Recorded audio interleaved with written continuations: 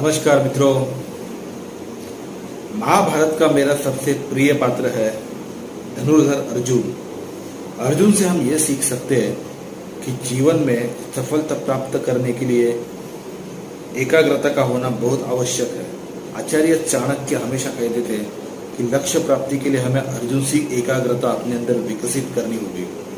लेकिन आज हम बात करेंगे महाभारत के सबसे बड़े खलनायक बलवान दुर्योधन के विषय में।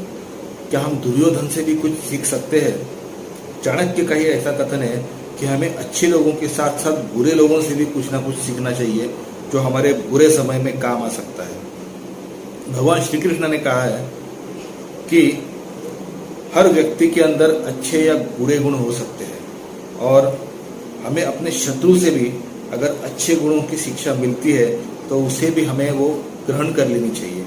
तो आज हम देखेंगे कि दुर्योधन में ऐसी क्या गुणवत्ता थी जो हम भी सीख सकते हैं। दुर्योधन की सबसे बड़ी गुणवत्ता थी उसका मैत्रीपूर्ण व्यवहार, जिसने हमेशा अपने मित्र के साथ दी।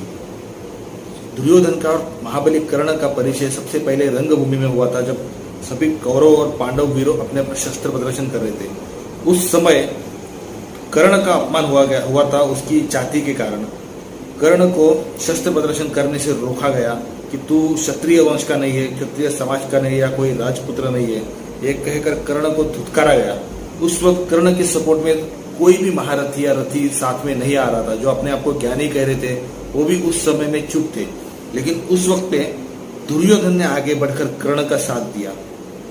रश्मि रथी नाम का एक ग्रंथ है, एक कविता संग्रह है, जिसके अंदर राष्ट्र कवि रामधारी दिनकर जी ने दुर्योधन के गुणों का बहुत अच्छे से वर्णन किया है।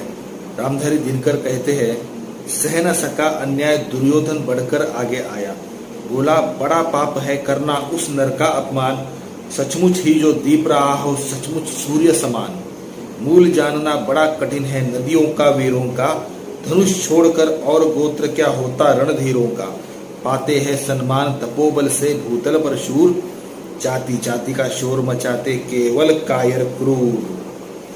और मित्रों, इस तरीके से दुर्योधन ने कर्ण को सपोर्ट दिया, उसका सहकार्य किया।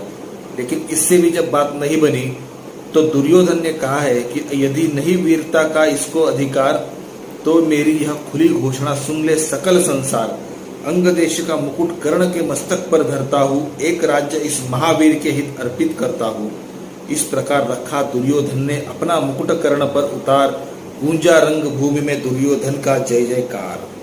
मित्रों, दुर्योधन ने उस समय कर्ण को राजा बना दिया था जब कर्ण का अपमान हो रहा था और उसे बिना राज्य के वीरता का अधिकार नहीं हो रहा था। इससे पता चलता है कि दुर्योधन में किसी इंसान के गुणों को जानने की और उसे उस गुणों के द्वारा आगे लेके जाने की एक बहुत बड़ी योग्यता थी। इसे एक डिप्लोमेटिकल क्वालिटी भी कहा जाता है कि अगर किसी इंसान में गुणवत्ता है और उसे आगे बढ़ने नहीं दिया जा रहा है तो आप उसे अपने साथ ले लीजिए। इससे होता यह है कि वो व्यक्ति हमेशा आपको साथ मिलता है, एक अच्छे योद्धा का आपको साथ मिलता है। जैसे अकबर ने 9 रत्नों का एक मंत्रिमंडल बनाया था, हर गुण में माहिर 9 लोगों को उसने अपने साथ रखा था। वो शायद उसने दुर्योधन से ही सीखा होगा।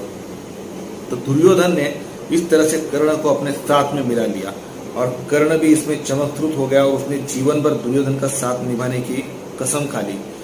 मित्रों, उस वक्त दुर्योधन ने जो कुछ किया था इसे आप एक राजनीतिक कूटनीति कह सकते हैं। लेकिन उसके बाद भी जब जब कर्ण के ऊपर संकट आया, कर्ण के ऊपर जब जब अपमान का प्रहार किया लोगों ने, तब उसके साथ दुर्योधन खड़ा रहा। इससे साबित होता है कि अगर हम किसी दोस्ती करें तो मित्र को किसी भी समय अकेला नहीं छोड़ना है। अगर कोई उसका अपमान कर रहा है तो वो अपमान खुद का अपमान समझ के हमें उसके साथ खड़े रहना चाहिए।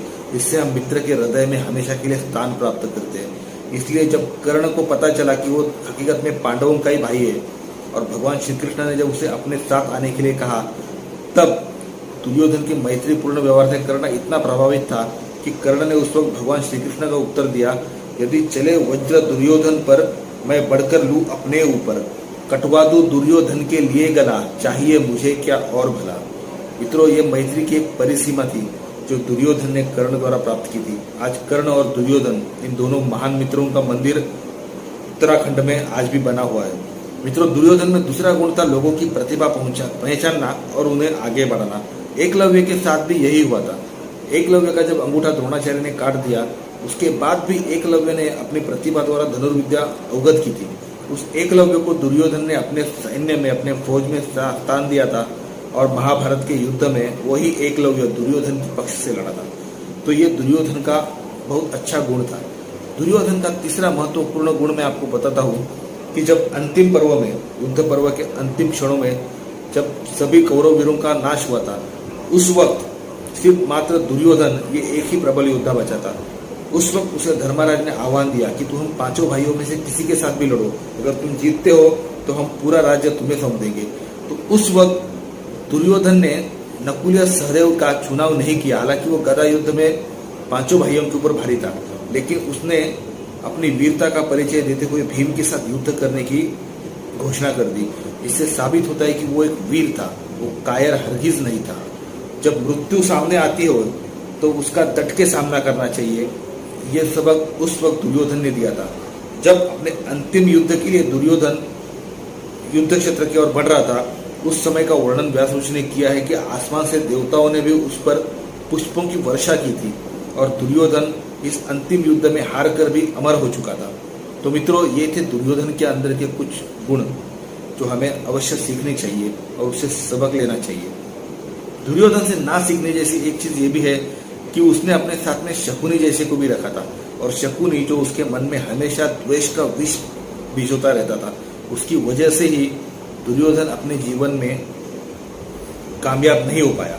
तो हमें यह भी ध्यान रखना चाहिए कि हम शकुनी जैसे लोगों को अपने जीवन से दूर रखें और सच्चे मित्रों की और सच्चे हितचिंतकों को ही अपने साथ रखें और उन्हीं की बातें सुने और उसके ऊपर अमल करें। तो मित्रों, ये थी कुछ बातें जो हम दुर्योधन से सीख सकते हैं। उम्मीद है कि आपको ये पसंद आया होगा। धन्यवाद। जय हिंद।